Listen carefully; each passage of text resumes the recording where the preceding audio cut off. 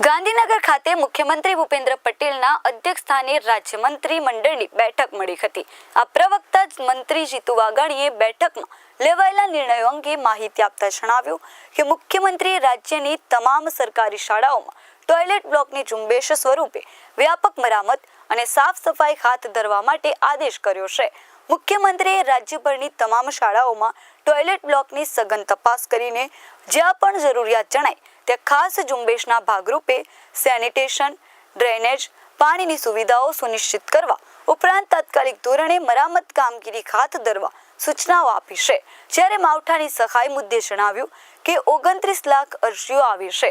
4.91 લાખ ખેડૂતોને 1100 કરોડ સહાય પેટે ચૂકવવામાં આવ્યા છે। હજુ પણ પાક સહાય માટે ફોર્મ મેળવવાનું ચાલુ છે। પ્રવક્તા મંત્રીએ રાહુલ ગાંધીને ટ્વીટ મામલે કહ્યું હતું કે દેશના 21 રાજ્યોમાંથી કોંગ્રેસની સરકાર ગઈ। કોંગ્રેસ મજબૂત ભારતને સહન શક્તિ નથી। કોંગ્રેસને આરોપો સિવાય બીજું કંઈ જ આવડતું નથી। બિહારના ચૂંટણીમાં ધોબી પછડાટ મળી તો પણ કોંગ્રેસ કોઈ શીખ લેવા તૈયાર નથી। આખો પરિવાર પ્રચારમાં આવ્યો પણ જીત તેમને ના મળી। આજે ભારત મજબૂત બન્યું છે તો તે કોંગ્રેસથી સહન નથી થતું। ભૂપેન્દ્રભાઈના અધ્યક્ષ સ્થાને મળેલી મંત્રીમંડળની બેઠકમાં ખાસ મુખ્યમંત્રીશ્રીએ નિર્ણયો કર્યા છે, ચીફ સેક્રેટરીને સૂચનાઓ આપી છે। ખાસ કરીને સરકારી શાળાઓ એમાં ટોયલેટ બ્લોકની મરામત સમયાંતરે થતી હોય છે, પણ વ્યાપક જરૂરિયાત હોય એની સઘન મરામત કરવા માટે એક ઝુંબેશ સ્વરૂપે તમામ માહિતીઓ એકત્રિત કરીને સ્પેશિયલ કેસમાં તરત જ એમાં સેનિટેશન હોય, ડ્રેનેજ હોય, પાણીની વ્યવસ્થાઓ હોય, આ બધી જ વ્યવસ્થાઓ જોઈને તરત જ કરવાની સૂચના માનનીય અધ્યક્ષશ્રીએ આદેશ કર્યો છે।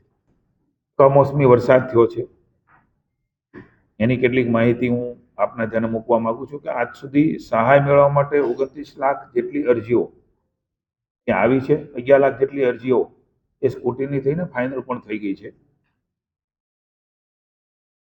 આજ દિન સુધી 4.91 લાખથી વધુ નુકસાનગ્રસ્ત ખેડૂતોને સહાય આપવાનું પણ શરૂ થયું છે। 1497.71 કરોડના બિલો પણ એ તૈયાર થઈ ચૂક્યા છે। આથી વધારાના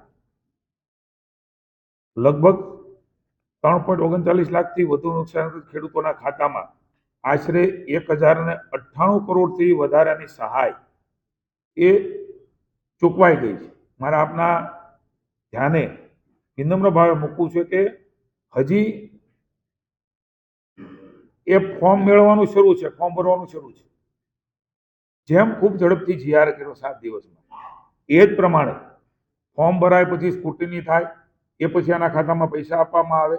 આમાંથી ખૂબ મોટો સુધાર કરીને હજી શરૂ છે અને જેના ફોર્મ નુકસાનગ્રસ્ત ખેડૂતોને મળવાપાત્ર સહાય છે એને આટલી મોટી રકમ જો આપવાની હોય તો ગુજરાત રાજ્યમાં ભૂપેન્દ્રભાઈના નેતૃત્વમાં પહેલી વખત આ પ્રકારની ઝડપથી કાર્યવાહી એ કરવાનો પ્રયાસ કર્યા છે અને એમાં સફળ પણ થયા છે। આદરણીય ખડગેજી અને આદરણીય રાહુલજી એ સંમત છે, એ ટ્વીટ કરીને જણાવે, ન હોય કે હોય, ગુજરાતની ચિંતા કરે છે। ગુજરાતની ચિંતા એ પહેલેથી કરે પણ જનતા કોંગ્રેસને ઓળખે છે।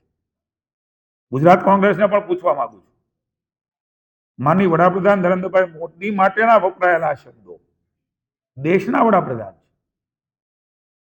મેં કહ્યું એમ ટીકા કરી શકાતી હોય છે, પણ આ પ્રકારની ભાષા એ ક્યારેય કોઈ ભદ્ર સમાજમાં, કોઈ પણ સમાજમાં એ સ્વીકાર્ય નથી। ગુજરાત કોંગ્રેસ પણ આ પ્રકારના ભાષાને શબ્દના પ્રયોગ માટે એમનું સ્ટેન્ડ ક્લિયર કરે।